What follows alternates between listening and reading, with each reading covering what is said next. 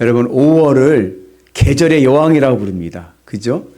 왜 5월을 계절의 여왕이라 부를까요? 이유는 1년 12달 중에 5월 달이 여성성의 아름다움을 가장 잘 표출하는 계절이기 때문에 그렇습니다. 여러분 여성적인 아름다움이 무엇일까요? 여성들만이 가지고 있는 아름다움은 생명력과 풍요로움입니다. 자녀를 낳는 생명력과 그 자녀들을 키우는 풍요로움이 있죠. 그래서 5월 달은 계절 중에서 생명력과 풍요로움을 보여줍니다. 그래서 겨울 내내 움츠렸던 산과 가지들과 식물들이 이제는 새 푸른 잎사귀를 내면서 이제 새 생명을 낳기도 하고 또 다양한 아름다운 꽃들이 만발하여서 풍요로움을 우리에게 보여줍니다. 그리고 또 이 5월 달은 어때요? 날씨가 너무 좋아요. 날씨 온도도 쾌적하고 그리고 일조량도 좋아서 다들 어디로 가요? 다들 밖으로 가요. 오늘 우리도 체육대 하러 가는데 그죠? 축제도 많고 그리고 일할 때도 언제 공사를 많이 하냐? 5월 달에 공사를 많이 합니다. 일하기도 좋습니다. 그래서 이 5월 달을 영어로 May라고 하는데 이 May라고 하는 영어 단어의 어원적인 의미 중에 하나가 뭐냐면 청춘입니다. 젊은이. 활동량이 많은 계절이 바로 5월입니다. 그리고 이뿐만 아니라 이 5월에는 또 어린이날, 어버이날, 부부의 날과 같이 가정의 소중한 의미들을 담은 기념일들이 모여 있습니다. 그래서 우리는 5월을 무슨 달이라고 그래요? 가정의 달이라고 합니다. 여러분, 오늘 말씀의 제목인데 내 인생에서 가장 소중하고 가장 큰 선물은 가정입니다. 아멘이십니까? 하나님께서 여러분들에게 주신 이 가장 큰 선물이 하나님의 축복되는 은혜가 있기를 축복합니다. 어떤 분들은 이런 분이 있어요. 아우, 집에 들어가기 싫어. 왜? 답답해. 가정이 감옥과 같아가지고 답답하다고 하는 분들이 있어요. 그런데 여러분, 하나님 우리에게 가정을 주신 것은 형벌로 주신 것이 아니라 선물로 주신 줄로 믿습니다. 우리 같이 말씀 봅니다. 온갖 좋은 은사와 온전한 선물이 다 위로부터 빛들의 아버지로부터 내려오나니 그는 변함도 없으시고 회전하는 그림자도 없으시니라. 하나님은요 선하시고 사랑이 많으신 하나님. 아멘이시죠? 그 하나님께서 우리에게 온갖 은사와 온전한 선물을 주셨는데 그 선물들 중에 가장 단연 소중하고 제일 큰 선물은 가정입니다. 그래서 하나님께서 인간을 창조하시고 제일 먼저 하신 말씀이 뭐예요? 복을 주사 생육하고 번성하고 충만하고 정복하고 다스려라 라는 사명을 주시면서 하신 첫 번째 처방이 뭐냐? 아담과 하와가 한 몸을 이루어 가정을 이루는 거예요. 그래서 하나님이 복을 주실 때에 첫 번째 우리에게 주신 처방이 가정입니다. 그래서 여러분들의 가정이 하나님의 선물이고 하나님의 축복의 은혜가 되는 역사가 있기를 축복합니다.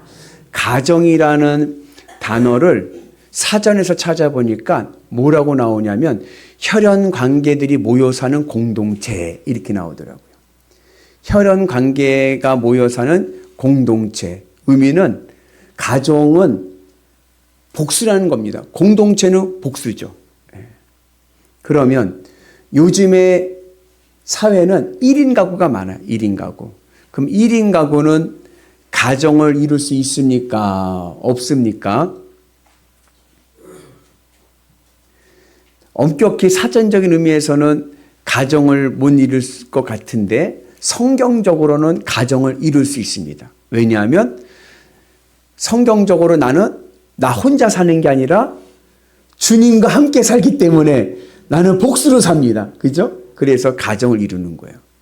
여러분, 유대교에서 예배를 드리잖아요. 유대인들이 유대교 예배를 드리면 몇 명이 모여야 예배가 시작이 되냐면요. 최소 10명이 모여야 예배가 됩니다. 그러니까 예배 드리는데 9명이 왔다. 9명이 모였다. 그러면 예배를 못 드려요. 유대인들에게 있어서 공동체를 대표하는 최소의 단위는 10명입니다. 그래서 10명이 모여야 예배가 시작이 되는 거예요. 천주교는 2명 이상 모여야 예배를 드립니다. 그래서 예배를 집례하는 사제, 신부와 신자 1명은 있어야 예배를 드릴 수 있어요. 왜냐하면 예수님께서 말씀하시기를 2-3 사람이 모인 곳에 나도 너희와 함께 하겠다 하셨기 때문에 2-3 사람은 모여야 돼. 2-3 사람은. 그런데 우리 개신교는요, 어때요? 우리 개신교는요, 나 혼자도 예배 드릴 수 있는 거예요. 제가 우리 교회 개척을 하고요. 개척할 때부터 우리 교회는 3부 예배를 드린 거예요. 1부 예배, 2부 예배, 3부 예배 드렸어요. 아무도 없는데 7시 반 예배 아무도 없어요. 그래도 제가 예배를 드렸을까요? 안 드렸을까요? 예배를 드리는 거죠. 혼자라도. 왜요? 성령님이 나와 함께 하시잖아요. 성령님이 나와 함께 하시니까 삼위일체이신 하나님께서 새 인격이 나와 함께 하시니까 예배가 온전한 예배가 될 줄로 믿습니다. 그래서 여러분, 저는요, 나 혼자인데요, 1인 가구인데요. 아니요, 1인 가구도 가정입니다. 오늘 내 삶이 하나님이 주신 가장 큰 선물임을 깨닫는 은혜가 있기를 축복합니다. 그래서 하나님의 창조의 질서 안에서 가정은 하나님께서 정하신 거룩한 공동체입니다. 여러분들의 가정이 하나님 앞에 거룩한 공동체 되기를 축복합니다. 거룩이라는 게 뭐예요? 가장 좋은 것. 여러분들 인생에서 가장 좋은 것은 가정이다. 주님이 나와 함께 하시는 그 자리가 가장 아름답고 귀한 선물의 자리인 줄로 믿습니다. 그런데 요즘은요, MZ세대들은 결혼하는 걸 굉장히 부담스러워합니다. MZ세대라고 하는 것은 1980년도 이후 출생, 그러면서 2010년 이하에 출생했던 이른바 이제 30대, 20, 30대 이 세대들을 이제 MZ세대라고 하는데, 이 MZ세대들은 결혼하는 것을, 가정을 이루는 것을 굉장히 부담스러워해요. 왜 그럴까요? 첫째는 경제적인 부담감입니다. 결혼하는데 요즘은요, 돈이 너무 많이 들어요. 초기 비용이 많이 듭니다. 결혼식 예산이요, 만만치 않아요. 여러분, 결혼식 피로연, 요즘은 국수도 아니야. 저 결혼할 때는요, 국수로 했어요. 근데 요즘은 국수는 안 돼요. 뷔페 차려야 돼. 그죠? 초기 비용이 많이 들어요. 그리고 또 집을 장만해야 돼.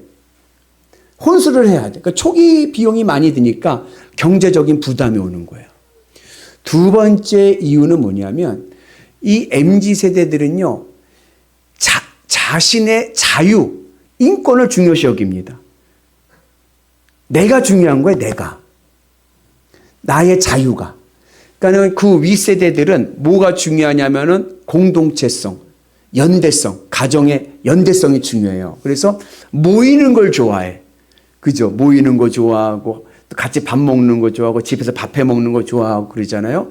그리고 또 명절날 가면 하룻밤 또 자고도 하고 그러잖아요. 근데 요즘 세대들은요, 집에서 밥 안 해 먹어요. 나가서 사 먹고 잠도 안 자요. 이제는 개인 플레이인 거예요. 결혼을 하면은 내 자유가 없어져. 내가 하고 싶은 대로 할 수가 없어. 그러니까는 결혼을 꺼리는 거예요. 내 취미 생활이 있어. 나는 지금 가서 저녁 먹고 테니스 치고 싶은데 집에 식구들이 있으면 눈치가 보이잖아요. 실컷 치고 와야 되는데 눈치 보이니까 조금만 치고 와야 되니까 성에 안 차는 거예요. 인생의 목표를 가지고 내가 승진을 해야 되고 돈을 많이 벌어야 되고 성공해야 되고 내가 이 일에 올인을 해야 되는데 빨간 날만 기다리는 식구들을 보니까 이게 일에 집중이 안 되는 거예요. 그러니까 이게 나의 자기 개발이나 자기 성취에 있어서 가정이 이게 걸림돌이 돼버려. 그래서 가정을 가지려 하지 않습니다. 그리고 세 번째는 출산입니다.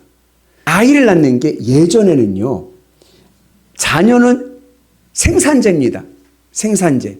그러니까는 낳고 고등학교까지만 졸업시키면 알아서 지 밥벌이는 알아서 해. 그리고 애들을 줄줄이 낳아도 괜찮아. 왜요? 막둥이는 누가 키워요? 큰 누나가 키워주는 거요. 그러니까는 그냥 크니까는 같이 크니까는 이게 부담이 안 되고, 그리고 나중에 얘네들이 20살만 넘으면 다 경제활동을 하니까 부모님들에게 용돈도 많이 주니까 많이 나오면 나올수록 이게 경제가 도는데, 요즘은 어때요? 요즘은 자식이 생산재가 아니라 소비재야, 소비재. 평생 투자해야 돼, 평생. 그러니까 내가 평생 내가 이 자식을 위해서 내 인생을 투자를 해야 되고 지원을 해야 되니까 이게 너무 부담되니까 애를 낳지 말자 이러는 거예요. 그래서 MZ세대들이 결혼을 하고 가정을 이루는 걸 부담스러워 하는데, 여러분 가만히 생각해 보세요. 행복은 경제에 있는 게 아니에요. 돈을 많이 번다고 내 인생 행복해지지 않습니다. 여러분, 행복은요, 자아 성취에 있는 게 아니에요. 내가 하고 싶은 거, 내가 이루는 목표 이루었다고 절대로, 물론 잠깐의 코카콜라 맛은 있어요. 짜릿함은 있어요. 그러나 더 목마른 거예요. 그걸 언제 깨달아요? 마지막 죽음 앞에서 깨닫는 거예요. 우리가 요즘에 새벽 예배 때 전도서를 같이 말씀을 나누는데, 솔로몬이 하는 말이, 내가 해볼 거 다 해봤다. 왕으로서 해볼 거 다 해보고 누려볼 거 다 누려보고 내가 모든 것을 원 없이 살아봤는데, 내가 죽음 앞에 서서 보니 깨닫게 되는 것은 뭐예요? 해 아래 새 것이 없나니 헛되며 모든 것이 헛되도다. 이 세상에 내 삶을 행복해 줄 수 있는 것 아무것도 없습니다.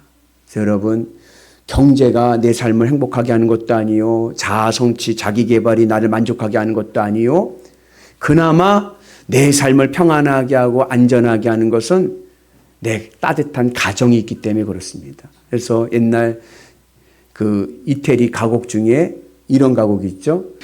즐거운 곳에서 날 오라 하여도 내 쉴 곳은 작은 집, 내 집뿐이리. 여러분, 그래도 내가 이렇게 살아갈 수 있는 거, 내가 가정이 있기 때문입니다. 1인 가구도요, 괜찮아요. 왜? 주님이 나와 함께 하시니까 내가 살아가는 거예요. 그 은혜가 오늘 우리 가운데 있기를 주님의 이름으로 축복합니다. 특별히 가정은 여러분, 내 삶 속에서 사랑과 내 인격을 성장하고 성숙시키는 훈련장입니다. 가정 안에서 우리가 서로 사랑하고 인격을 세워가고 믿음을 지켜가면서 어려움과 기쁨 일을 같이 나누면서 우리의 인격이 형성되고 가치관이 형성되는 은혜가 있는 줄로 믿습니다. 그래서 우리의 삶 속에서 하나님이 주신 이 가정의 은혜가 우리 가운데 임하길 축복합니다. 그래서 가정은 신앙적으로는 하나님의 창조 질서 안에서는 우리에게 구별되고 가장 좋은 거룩한 공동체이고, 또 우리의 삶 속에서는 내가 하나님의 은 안에서 하나님의 사랑과 하나님의 인격을 닮아가면서 하나님의 뜻을 펼쳐가는 사명 공동체입니다.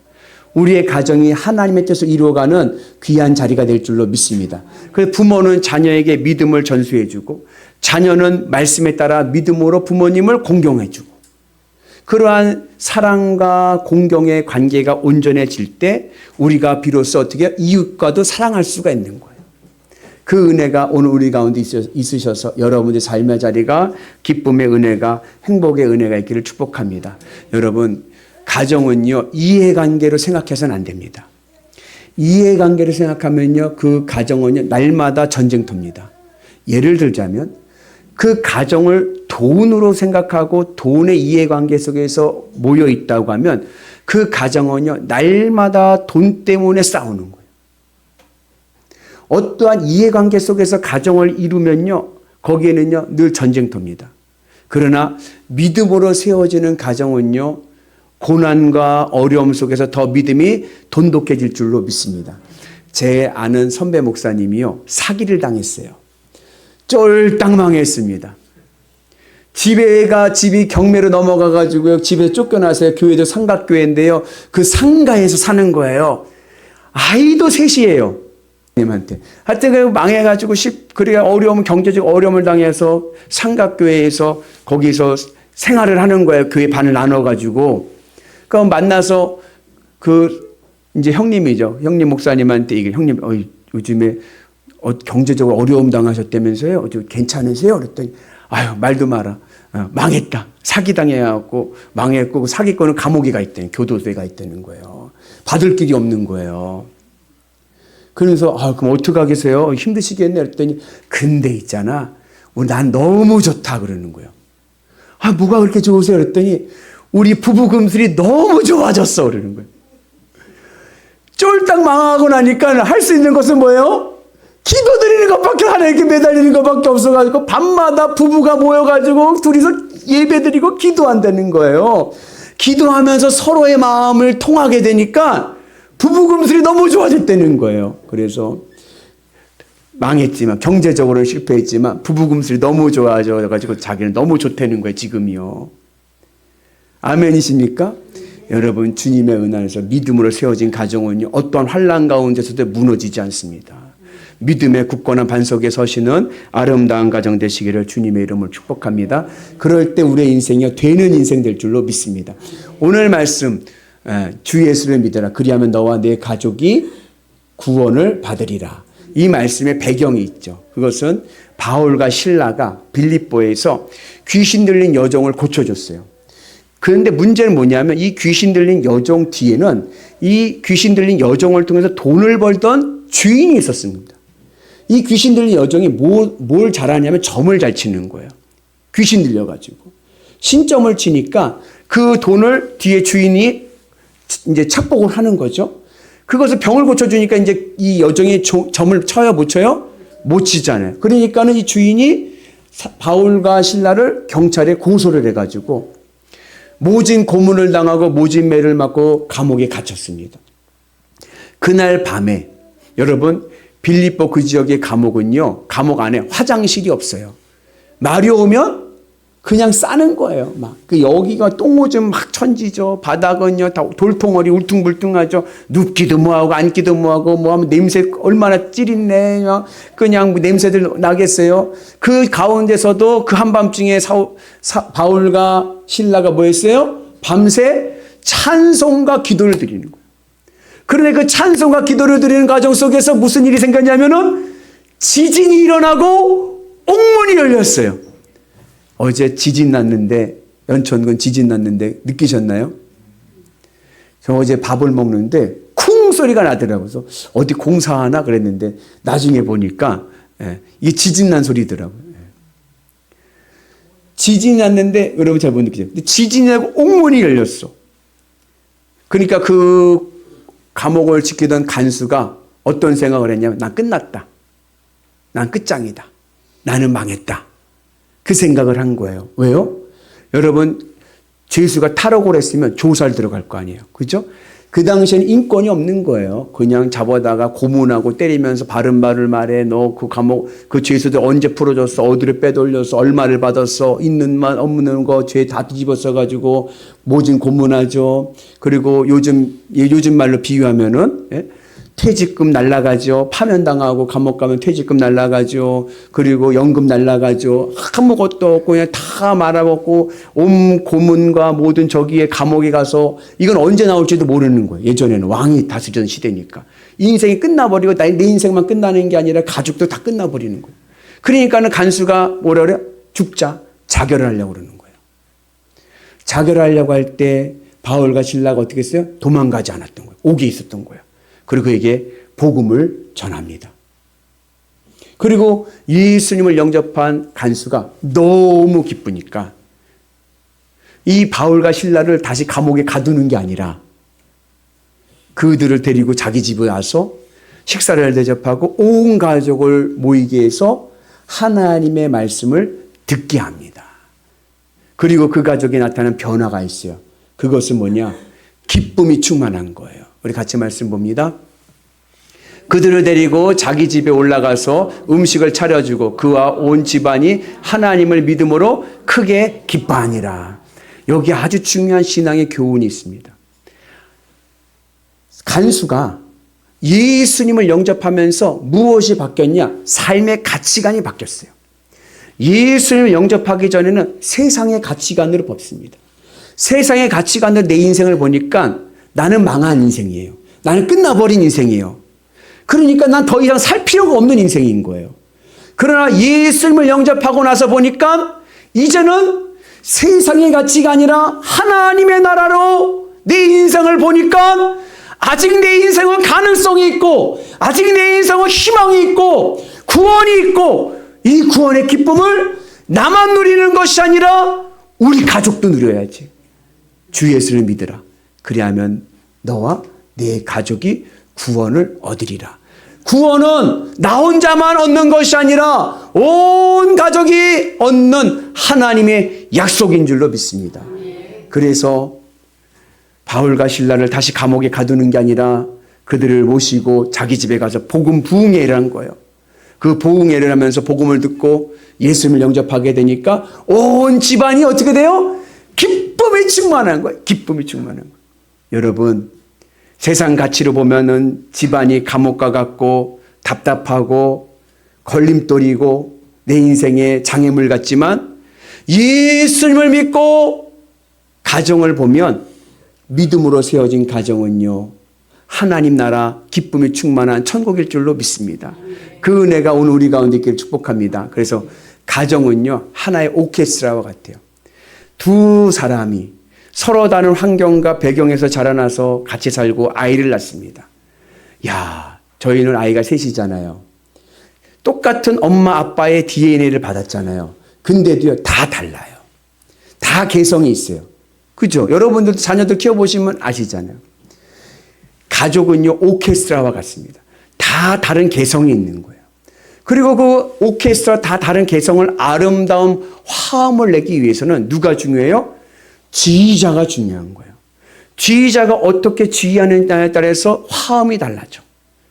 우리 가정의 지휘자가 누굽니까? 예수 그리스도. 아멘. 주님이 내 인생의 우리 가정의 지휘자가 될 줄로 믿습니다. 우리 가정의 호주는 예수 그리스도. 주님이 내 인생의 호주가 되시는 거예요. 그래서 주님 중심으로 믿음으로 살아가는 가정은 늘 화목하고 아름다운 화음 속에서 기쁨이 충만할 줄로 믿습니다.